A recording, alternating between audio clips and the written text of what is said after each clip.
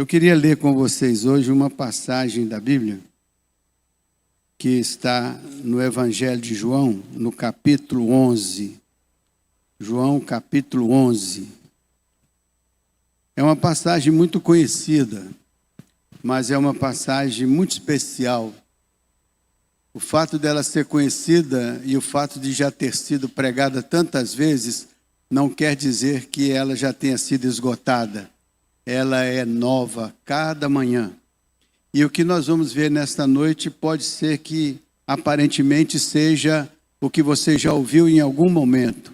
Mas o que importa não é o que você ouviu em algum momento, é o que o Senhor pode fazer pela sua vida hoje, aqui e agora.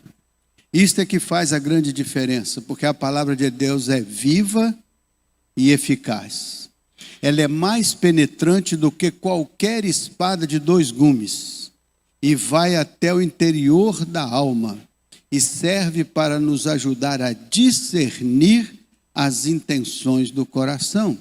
Porque Deus conhece a nossa verdade no íntimo, mas muitas vezes nós não a conhecemos. E a palavra de Deus, então, é ferramenta na mão do Espírito para nos guiar em toda a verdade. E a principal verdade que o Espírito do Senhor quer revelar é aquela que está dentro do nosso coração, para que nós possamos, conscientes disso, entregar nas mãos do Senhor este íntimo da nossa vida. Por isso que o Senhor diz: filho meu, dá-me o teu coração, e os teus olhos observem os meus caminhos. Não é verdade? Então vamos ler esse texto e eu vou falar com os irmãos. Eu ouvi um hino recentemente que ficou no meu coração. O hino era: remove a minha pedra e me chama pelo nome. Remove a minha pedra e me chama pelo nome. Ficou na minha cabeça. Então hoje chegou o dia de eu transformar esta frase do hino numa reflexão, numa meditação. Você pode fazer essa oração: Senhor, remove a minha pedra, me chama pelo nome. Ou seja, Senhor, olha para a minha necessidade, opera em mim, mas me chama pelo nome, porque eu quero ser especial aos teus olhos nesta noite. Eu quero ser alguém que o Senhor encontra neste cenário, e eu quero ser aquele que o Senhor, a quem o Senhor se dirige pelo nome, me chamando, me dando a oportunidade de um encontro pessoal com o Senhor. Eu quero que esta noite seja especial para mim. Remove os meus impedimentos, remove as minhas dificuldades, remove tudo que possa impedir que o Senhor venha chamar-me pelo nome e eu possa ouvir e responder ao chamado. Isto que é o tema desta noite. Então vamos ler. Começa lá assim: um homem chamado Lázaro. Lázaro era irmão de 2 senhoras. Quais eram os seus nomes? Vocês se lembram? Era Marta e a Maria. Eles moravam numa cidade próxima de Jerusalém. Como é que chamava a cidade? Betânia, né? Isso mesmo.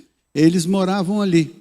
E este Lázaro passou por uma experiência. O capítulo 11 relata esta experiência vivida por Lázaro. Um homem chamado Lázaro, ele estava doente, coisa que qualquer um de nós podia estar, né? Qualquer um de nós pode estar doente, ter uma dificuldade. Aquele homem estava doente. Ele era de Betânia, da aldeia de Maria e de sua irmã Marta.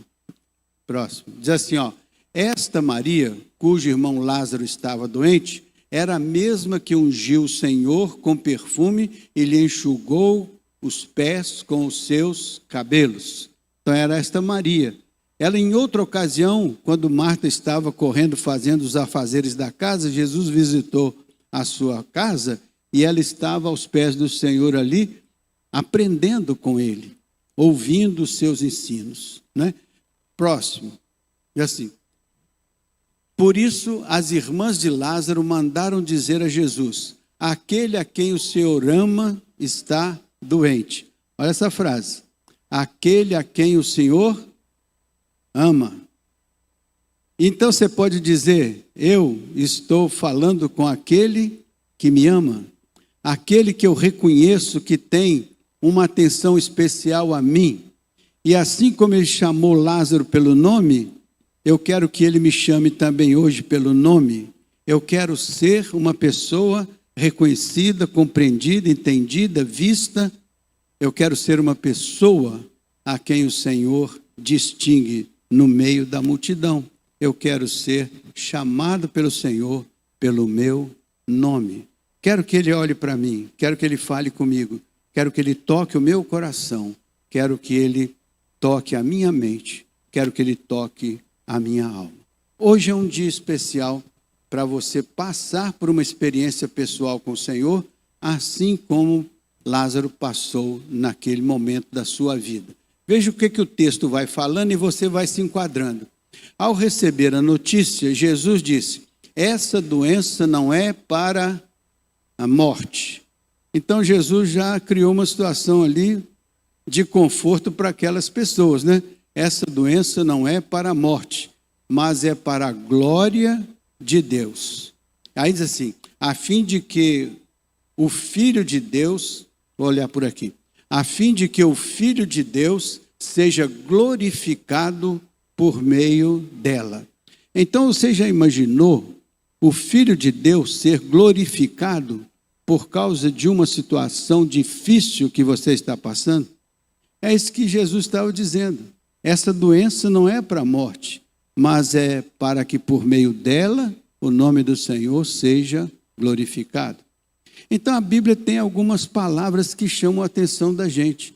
E muitas vezes nós, no momento das dificuldades, no momento das lutas, nós estamos mais para murmurar do que para reconhecer que aquela situação que nós estamos passando, se nós somos amados de Deus, se Ele nos conhece pelo nome, se Ele disse que seria nosso pastor, ainda que andássemos pelo vale das sombras da morte, então significa que o que acontece conosco deve ser compreendido por nós como uma situação na qual o nome do Senhor há de ser glorificado. Glorificai a Deus nos vossos corpos mortais. Então glorificar a Deus na vida, na caminhada, nas situações de alegria, nas situações de tristezas, que a nossa vida, o nosso corpo, a nossa existência seja uma oportunidade, por onde nós andamos e passamos, seja uma oportunidade para a glorificação do nome do Senhor. Porque o Senhor disse, isso que está passando com ele, não é para a morte, é para a glorificação do nome do Senhor. Às vezes nós pensamos que as situações que nós estamos vivendo são muito complicadas, são muito difíceis e que elas não têm solução. Aí você está diante de uma situação que aparentemente não tinha solução. Vamos caminhar no texto. Diz assim: ora, Jesus amava Marta e a irmã dela e também a Lázaro. Então, aqui nós estamos falando de um cenário onde o amor de Jesus estava presente e era evidente. Então não era falta de amor, pelo contrário, o texto redige dizendo que Jesus amava aquela família e amava o Lázaro também, amava as irmãs, amava a família. Veja só, quando soube que Lázaro estava doente, ainda se demorou 2 dias no lugar onde ele estava. Ele soube que Lázaro estava doente, mas ele ficou ainda 2 dias no lugar onde ele estava. Olha, às vezes é difícil a gente entender por que as pessoas não fazem as coisas que nós achamos que elas deviam fazer, ou que nós esperamos que elas façam, partindo das nossas necessidades ou das nossas expectativas. E ficamos chateados quando as coisas não acontecem do jeito que a gente gostaria. Então, vocês vão ver nesse texto como isso é sutil, mas como aconteceu com essa família. Depois disse aos seus discípulos: vamos outra vez para a Judéia. E vamos lá vendo, ó. Os discípulos disseram: mestre, ainda há pouco os judeus queriam apedrejá-lo, e o Senhor quer voltar para lá? Ou seja, o Senhor vai voltar para lá, para um lugar onde o Senhor foi perseguido? Mas não era o problema de estar indo para o local onde ele foi perseguido. Era o fato dele estar indo para aquele lugar onde estavam pessoas que ele amava. Então, o mover de Jesus não era o medo do que ele tinha que enfrentar, mas o amor que ele queria exercer sobre aqueles que eram seus amigos. É assim que Jesus faz. Ele nos ama, a despeito das circunstâncias, a despeito das situações que estejamos vivendo, porque ele sabe que por nos amar, por nos ter chamado, por nos ter aberto as portas do céu, por nos ter feito seus filhos, por nos ter integrado no seu corpo, por ser aquele que conduz as nossas vidas através do seu Espírito, ele sabe que mais importante do que qualquer coisa é o fato que ele te ama, ele me ama, ele nos ama. E o amor de Deus, diz a Bíblia, está derramado em nossos corações pelo Espírito Santo que nos foi outorgado. Por isso que a Bíblia diz, nós amamos a Deus porque ele nos amou primeiro. Então é o amor de Deus que move o nosso amor em direção a ele como uma retribuição. Porque Deus toma iniciativa, porque a Bíblia diz que ele amou aquela família, ama cada um de nós e amou a humanidade e nos incluiu nesse amor, ao ponto de nos dar o seu filho, porque entendeu que fazendo isso estava nos resgatando daquilo que podia ser a nossa morte, como era o caso da morte de Lázaro aí. Veja mais o que vai avante, ó. Jesus respondeu, não é verdade que o dia tem 12 horas? Se alguém andar de dia, não tropeça, porque vê a luz deste mundo. Então Jesus diz, se tiver clareza, a gente caminha. Se tiver que enfrentar alguma situação, nós vamos enfrentar. Veja o que vem na frente desse texto aí, ó. Mas se andar de noite, tropeça, porque nele não há luz. Vai à frente, ó.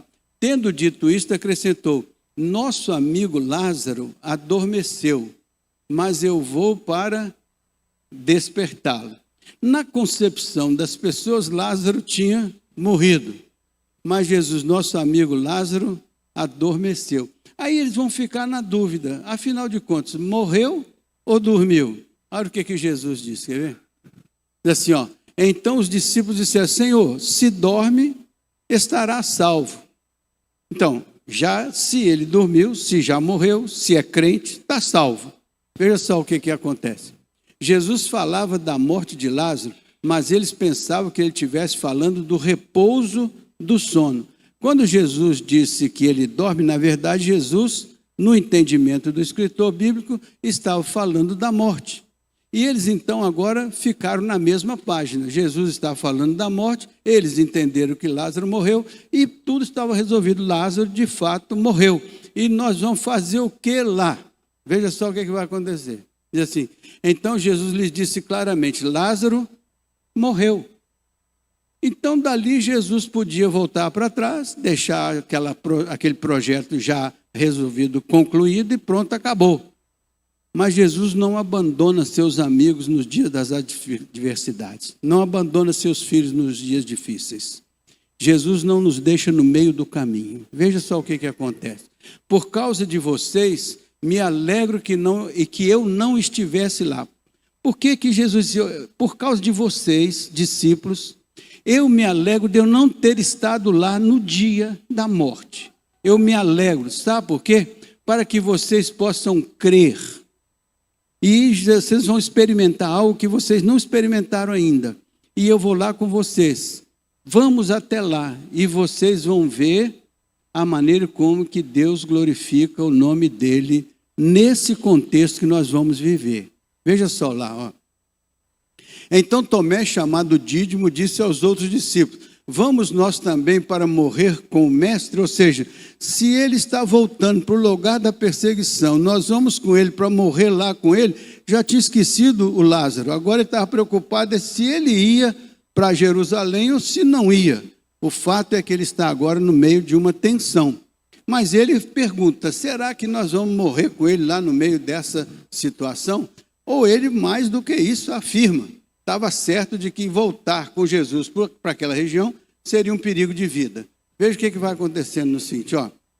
Quando Jesus chegou e encontrou Lázaro dormindo, já sepultado, então não tinha dúvida que era morte. Quando ele chegou, já encontrou Lázaro sepultado. Havia 4 dias. Então, 4 dias se passaram desde esse sepultamento.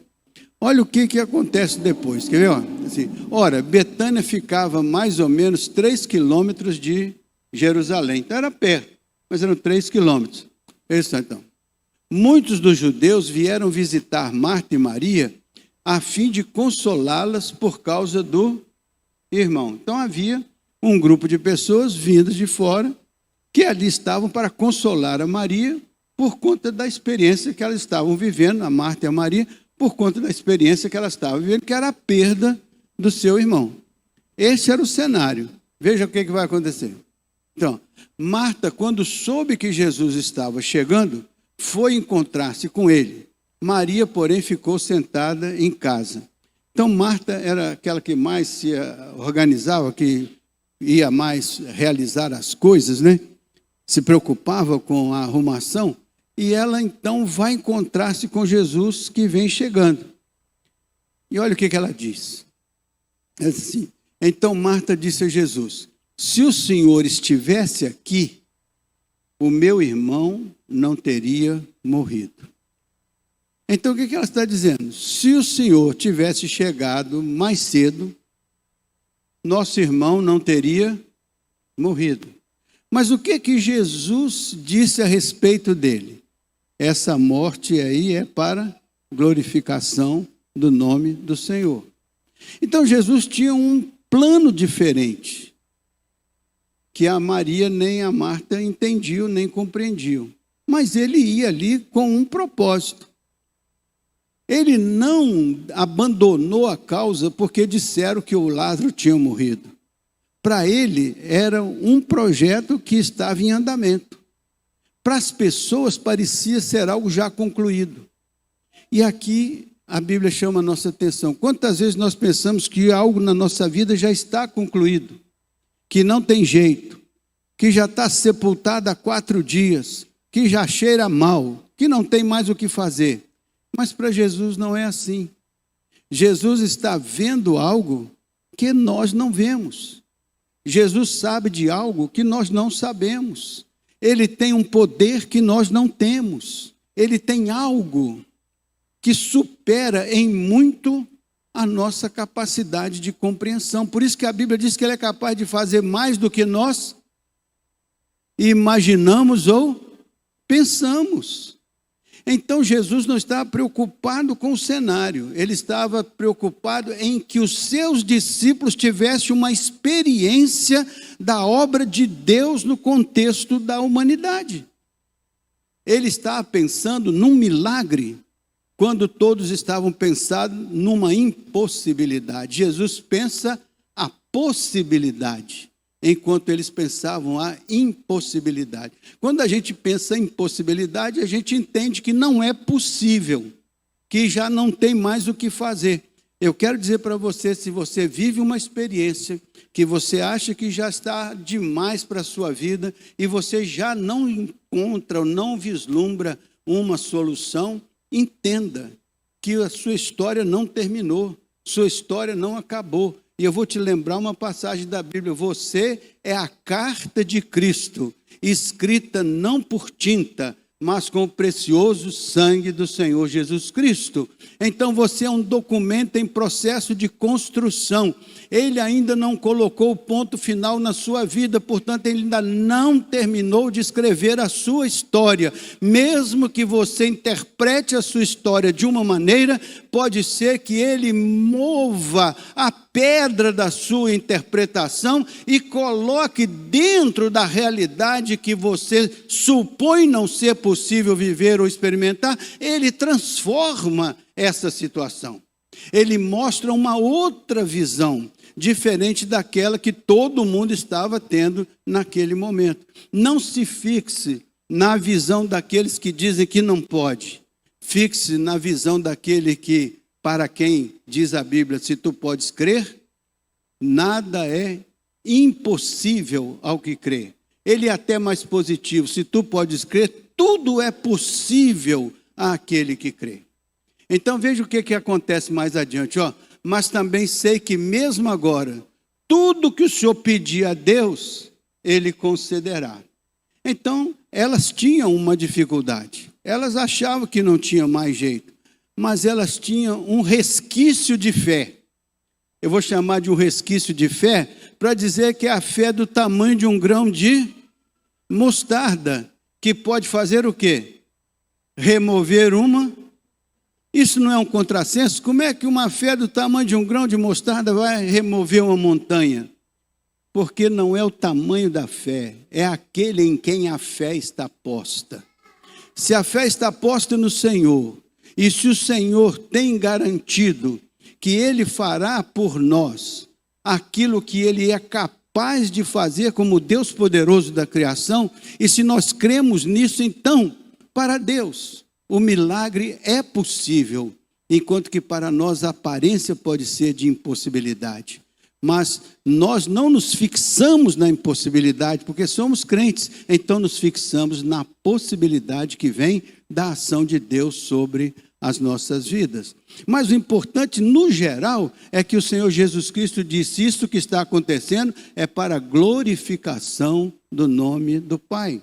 Então, o que está acontecendo na sua vida é algo que Deus vai usar para glorificar o nome do Pai na sua vida. Por isso que a Bíblia diz: glorificai a Deus nos vossos corpos mortais. É no nosso corpo mortal, é na nossa doença, é na nossa luta, é na nossa dor, é na nossa dificuldade, que Deus vai glorificar o nome dEle. E ao glorificar o nome dEle, Ele vai realizar algo que a gente não imaginava, algo que a gente achava impossível, algo que a gente não tinha como fazer, porque a Bíblia chama isso de um milagre do Senhor. É o milagre de Deus. É o milagre realizado pelo Senhor. Vamos ver a próxima aí, como é que diz lá, ó. Jesus disse a ela: o seu irmão há de ressurgir. Então Jesus está dizendo: seu irmão há de ressurgir. Então ele está pensando que ele vai ressurgir na ressurreição dos mortos. Quer ver? Veja só. Então, ao que Marta respondeu: sei que ele há de ressurgir na ressurreição do último dia. Veja o que ele vai dizer. Então Jesus declarou: eu sou a ressurreição e a vida. Quem crê em mim, ainda que morra, viverá. Então Jesus está falando: eu sou a ressurreição e a vida. Ainda que algo esteja impossível, se depende de mim, haverá vida. Porque eu sou aquele que pode realizar algo que vai acima e além das circunstâncias. Veja o passo seguinte, olha, diz assim: todo aquele que vive e crê em mim, não morrerá eternamente. Você crê nisso? Você crê que quem crê em mim tem potencial de viver acima e além das circunstâncias? E aqui tem uma coisa boa. A nossa vida, aparentemente, a gente mede a nossa vida pelo nascimento e pelo falecimento. Não é assim que a gente mede a vida? 70 anos, 80 anos, 90 anos, né? Nasceu, iniciou. Morreu, terminou. Isso é apenas um lapso de tempo na eternidade. A eternidade de Deus está muito antes disso e muito além disso. Você só é viajante transitório num momento da história, mas Deus, que é eterno, conhece a eternidade e Ele conhece a sua vida dentro da história, que Ele vê com maior amplitude do que você consegue enxergar. Então, não se preocupe, porque o Senhor, tendo a vida que você tem nas mãos dEle, Ele vai cuidar de você dentro da eternidade. Se você tiver a convicção de que o Senhor está conduzindo a sua vida, você não temerá mal algum, ainda que você ande pelo vale da sombra da morte, porque a morte só é uma experiência na sua vida, que é eterna, porque você vai caminhando até a consumação dos séculos desta vida, mas você vai além disso, porque quando a Bíblia diz que o Senhor é eterno, que a vida do Senhor é eterna, é porque ela tem duas características: ela não tem princípio e nem tem fim. Se ela não tem princípio nem fim, ela não tem tempo nem espaço. Então ela é eterna. Ela não pode ser medida, ela não pode ser quantificada. Sua vida, querido, está dentro da eternidade de Deus. Então Ele está olhando para você como quem olha para uma experiência aos olhos da sua eternidade. Você está limitado pelo tempo, mas Deus não. Por isso que ele disse um dia, Jesus era o Cordeiro de Deus imolado antes da fundação do mundo. Como é que eu posso ter o Cordeiro de Deus imolado no Calvário antes da fundação do mundo? Porque para Deus é um eterno presente. Ele é infinito, ele é eterno. Então ele olha para você como uma história que você enxerga desse tamanho, mas ele enxerga o panorama total da eternidade, e você está dentro da eternidade. Por isso você deve crer em Deus, porque Ele vai conduzir a sua vida pelos melhores caminhos para dar a você a bênção que você precisa, no tempo que você precisa, porque Ele já fez isso na eternidade a seu favor. Você é uma bênção de Deus. Quando você abriu sua vida para o Senhor nessa temporalidade, você diz: Senhor, eu não quero apenas viver dentro da eternidade, eu quero viver conscientemente da presença do Senhor na minha temporalidade. Eu quero ver o Senhor presente na minha vida aqui e agora, porque isso significa experimentar a vida em abundância. Porque Jesus disse que a vida eterna é esta, que te conheçam a ti como Deus verdadeiro e a Jesus a quem enviaste. Então a vida eterna é muito mais do que quantidade de tempo, é qualidade de conhecimento, de entendimento, de comunhão, de relacionamento. Portanto, se você está passando um acidente desagradável da vida, que pode ser até a morte, não se preocupe com o fato de isso está acontecendo com você agora. Preocupe-se de o fato da sua vida estar nas mãos do Senhor, que pode dar a você uma superação dessa temporalidade, levando você para a eterna casa do Pai. Isso é muito importante, mas as igrejas já não falam mais nisso, os pregadores já não falam mais nisso, porque parece que o mundo está muito voltado para o que você pode ganhar e consumir aqui e agora. Mas o mais importante é você ter um Deus que anda com você pelo vale das sombras da morte, qualquer que seja o momento e o tempo. Porque Ele não está restrito a momento e tempo, porque Ele pode conduzir você eternamente. Este que é a grande descoberta da palavra. É você ser eternamente nas mãos do Senhor. Ainda que a sua vida seja uma temporalidade, isso vai passar, mas o que nunca vai passar é você estar com o Senhor por toda a eternidade. Porque a eternidade não tem passado, nem presente, nem futuro. A eternidade é eternidade. E você já pensou? Participar com o Senhor dessa experiência fantástica de você ver o que é corruptível se revestir da incorruptibilidade? Você perceber que com o Senhor você é mais do que vencedor. Já viu falar isso? Quando você está com o Senhor, você está na mão daquele para quem o tempo é muito relativo, porque Ele é eterno. Não se preocupe se a sua vida está passando por um momento difícil. Se preocupe que ela esteja nas mãos do Senhor, porque Ele pode conduzi-la com segurança, qualquer que seja o trajeto. Tá bom? Veja lá, olha só. Marta respondeu: sim, Senhor, eu creio que o Senhor é o Cristo, o Filho de Deus, que devia vir ao mundo. Então, crer que Jesus é o Cristo define essa nossa compreensão de que o Senhor é aquele que veio para nos resgatar da morte para a vida. A morte aqui não é a morte física, é a morte espiritual. Ele nos redime dos nossos pecados e nos faz novas criaturas. Ele nos resgata da morte espiritual e nos faz novas criaturas, corpo em que habita o seu Espírito, que vai nos conduzir à casa do Pai, onde viveremos com o Senhor. Mas assim, Marta respondeu: sim, Senhor, eu creio que o Senhor é o Cristo, o Filho do Deus, que devia vir ao mundo.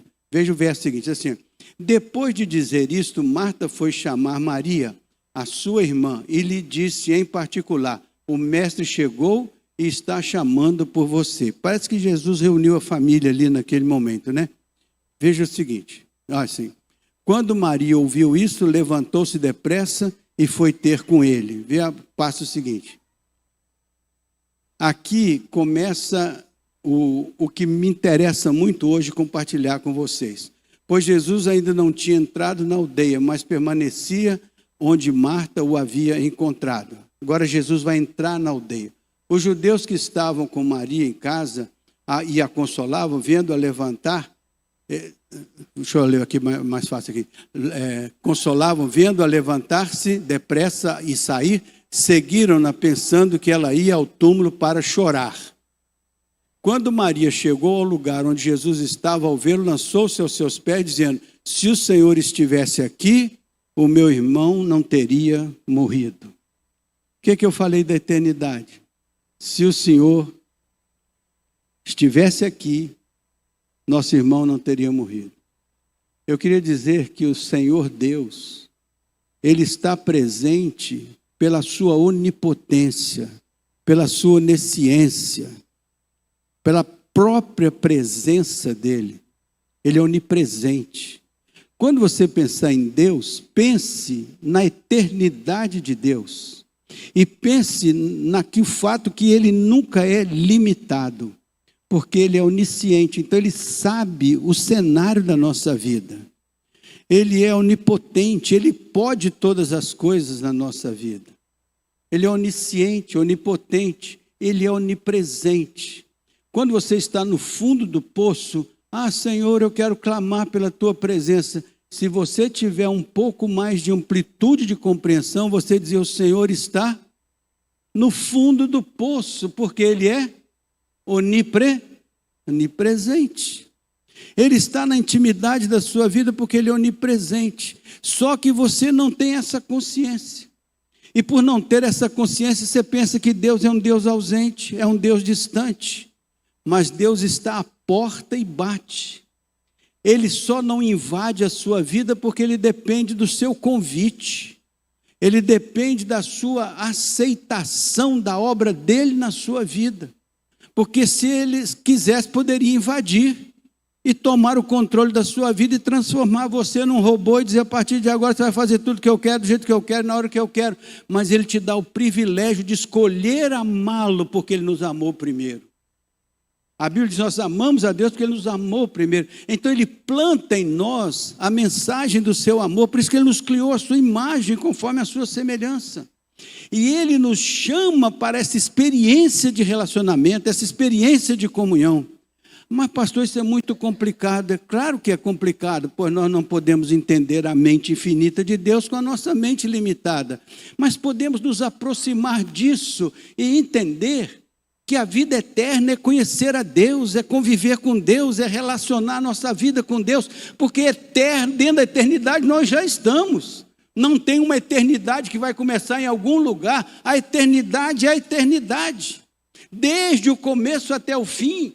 Não tem começo nem fim, a eternidade, nós já estamos dentro dela. Só temos que ter consciência da presença de Deus na nossa experiência pessoal e levar esta experiência pessoal para a nossa vivência diária. Então Deus está presente na nossa realidade. A nossa realidade é viver dentro da eternidade de Deus. E Deus então quer nos preparar para compreender a sua plenitude e nos enchermos do seu Espírito, para que a vida espiritual seja plena em nós, e aí nós possamos sentir que Deus não é alguém que vai nos conduzir por uma quantidade de meses, é alguém que está presente na nossa vida para revelar para nós a eternidade da nossa vida. Nós somos eternos com o Senhor, e lamentável se passarmos essa eternidade longe do Senhor.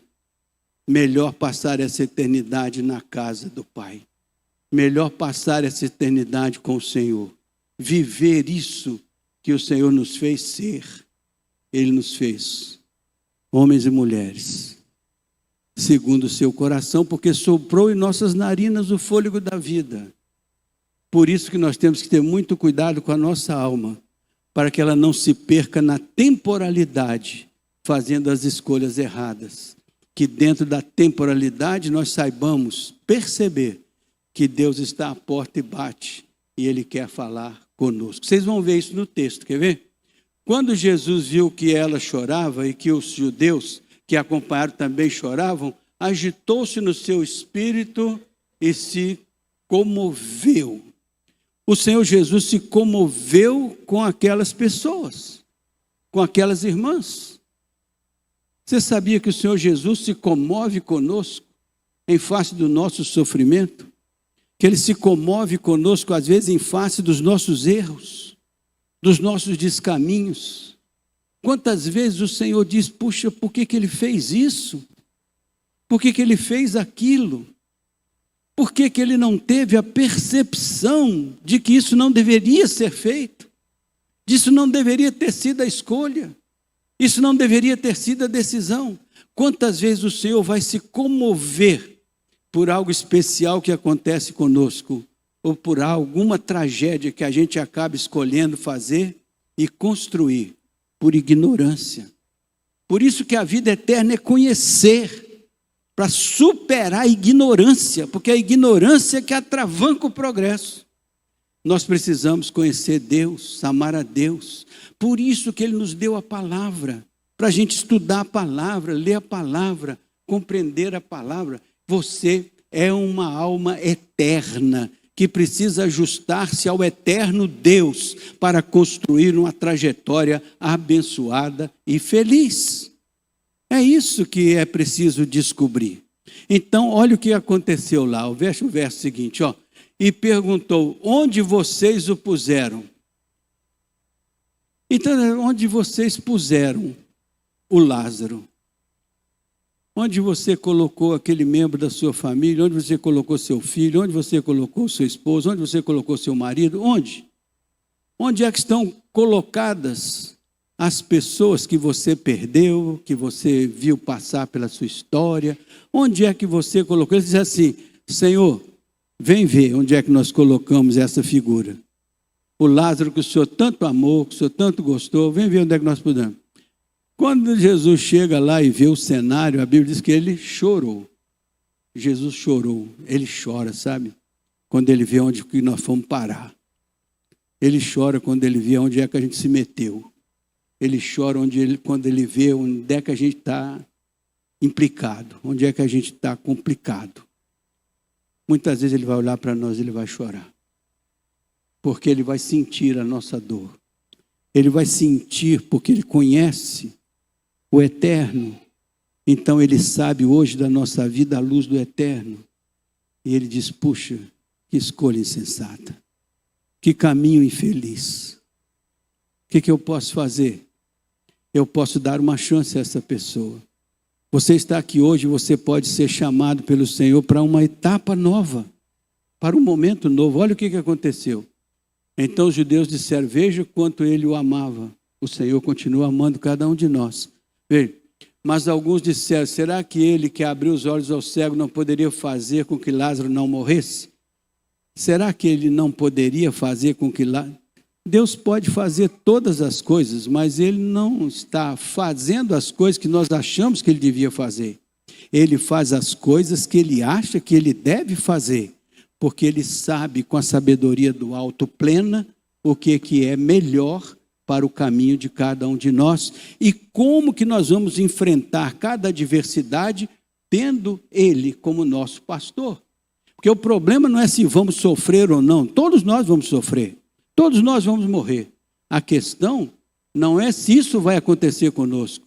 A questão é se o Espírito do Senhor, se o Senhor, nosso pastor, está conosco até no vale das sombras da morte. A questão é se o Senhor está conosco, não se nós estamos navegando sozinhos. Faz sentido para vocês? Se nós estivermos navegando sozinhos, pode ser que a gente se perca no meio da tempestade. Mas se o Senhor estiver no barco, a trajetória é mais segura. A trajetória é mais forte nas mãos do Senhor do que nas nossas próprias mãos. Por isso que nós vivemos pela fé. Veja o passo seguinte. Diz assim, ó, Jesus, agitando-se novamente em si mesmo, foi até o túmulo, que era uma gruta em cuja entrada tinham colocado uma pedra. Então colocaram Lázaro lá dentro, colocaram uma pedra. O Lázaro agora está lá, dentro da morte, inerte, sem poder fazer nada. Colocaram uma pedra na porta. Ainda aí, humanamente falando, estava sacramentada a situação do Lázaro. Está fechado o túmulo, ele está lá dentro. Veja o que tinha mais para complicar. Então Jesus, deixa eu ler aqui que é melhor para mim. Então Jesus ordenou, tirem a pedra. Marta, irmã do falecido, disse a Jesus, Senhor, ele já cheira mal, porque já está aí há 4 dias. Quando Jesus diz, tira a pedra, ela disse, não, espera aí. Não vamos fazer o que o Senhor está dizendo. Por quê? Porque na nossa experiência, ele já está aí há 4 dias, ele já cheira mal, a situação já está resolvida, esquece. Mas Jesus não esquece, quando ele quer fazer uma obra especial na vida da gente, ele não esquece. Ele não para no meio do caminho. Ele não se embaraça com a nossa incredulidade. Ele quer nos despertar para perceber que o que ele quer fazer, na mão do Senhor Todo-Poderoso está o poder de Deus. Ele pode fazer. Milagre é algo que o Senhor faz. Não é algo que eu faço. Se você estiver esperando um milagre de mim, você está em maus lençóis, maus pedaços. Porque eu não faço milagre. Agora eu conheço um Deus que na Bíblia diz que faz milagres. Então vai ver ali. Olha só. Jesus respondeu, eu não disse a você que se você cresce, você veria a glória de Deus? Então, se você crê, você não vai ver o milagre, você não vai ver o sobrenatural, você vai ver a glória de Deus, porque crer, o milagre te conduz não ao fato em si, mas ao Deus que glorificou o seu nome naquele fato. Quando você percebe que o milagre é uma obra de Deus e que a glória deve ser do Senhor, então você tira a carnalidade da coisa, você tira a carnalidade da celebração, você entra na espiritualidade, onde você entende que a obra é de Deus e que você, pela fé, crê que Ele pode realizar algo que você humanamente não pode. Então isso se chama milagre, porque é uma obra exclusiva de Deus. E foi isso que ele fez. Então veja só, o que ele vai dizer assim, ó. Então tiraram a pedra. Interessante que quem colocou a pedra, tirou a pedra. Tem coisa que humanamente a gente tem que fazer. Tem coisa que depende de nós. Mas o milagre não depende de nós. O milagre é de Deus. Agora, satisfazer as condições para que o Senhor opere, aí é uma cooperação nossa. Por isso que a Bíblia diz que nós somos cooperadores de Deus. Vê o que acontece aí, ó. Jesus, volta lá, por favor, 41. Jesus, tiraram a pedra. Jesus, levantando os olhos aos céus, diz, Pai, graças te dou, porque me... Então não tinha nada a ver com o cenário, não tinha nada a ver com as pessoas, não tinha nada a ver com a multidão, não tinha nada a ver com o terreno, porque aquilo que estava acontecendo era obra de Deus. Por isso que Jesus não se engana com as nossas situações. Ele olha para a glória de Deus. É o que Deus quer fazer para glorificar o nome dEle na nossa história, na nossa vida, na nossa experiência.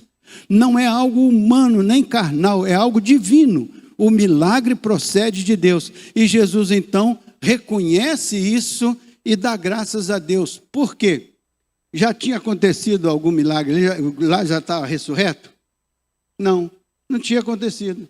Mas Jesus disse, eu te dou graças porque o Senhor me... Sabe que Jesus é ouvido pelo Pai? Por isso que ele diz, toda vez que você orar, ore em meu nome. Porque o meu nome tem autoridade, o meu nome tem legitimidade. E nós esquecemos disso, e nós deixamos de exercitar essa beleza que é a oração em nome de Jesus. Porque Ele nos deu este acesso, abriu essa porta, e Ele mesmo demonstra, graças te dou porque me ouviste. Veja só o que aconteceu. Eu sei que sempre me ouves, mas falei isso por causa da multidão presente, para que creiam que tu me... Então aquele milagre, no final das contas, era para validar a presença de Jesus e a obra de Jesus, para que as futuras gerações não precisassem todo dia de um milagre para crer que Jesus é o enviado do Pai e que está conosco para nos conduzir nos caminhos da vida eterna. Eu sou o caminho, eu sou a verdade, eu sou a vida. Então, muito importante que o milagre é para validar o poder de Jesus e a obra que Jesus veio realizar. Uma vez que está validado, eu posso entender que Jesus tem poder e autoridade. Eu posso entender que Jesus é aquele em quem eu creio. Jesus é aquele de quem eu me valho nas horas mais decisivas da minha vida. E eu sou reconhecidamente um dependente do Senhor Jesus, que me representa perante o trono da graça de Deus. Ele intercede por nós. Então, veja só o que está dizendo. Assim, depois de dizer isso, clamou em outra alta voz: Lázaro, sai para fora. Era esse momento, ele disse: remova a pedra. E depois ele disse: Lázaro, sai para fora. Quer dizer, do ponto de vista da nossa compreensão humana, era impossível que isso acontecesse, porque segundo a compreensão humana já cheirava mal, já tinha estado de putrefação, não tinha mais o que se pudesse fazer. Quando nós pensamos na fé, baseada na nossa competência, na nossa carnalidade, como diz o Salmo, né? Uns fazem menção de cavalos, outros fazem menção de flecha, nós, porém, fazemos menção do nome do Senhor. Naquele momento, o que era do Senhor se manifestou, o que era de Deus se manifestou. É por isso que nós precisamos de fé. Sem fé a gente não crê nisso.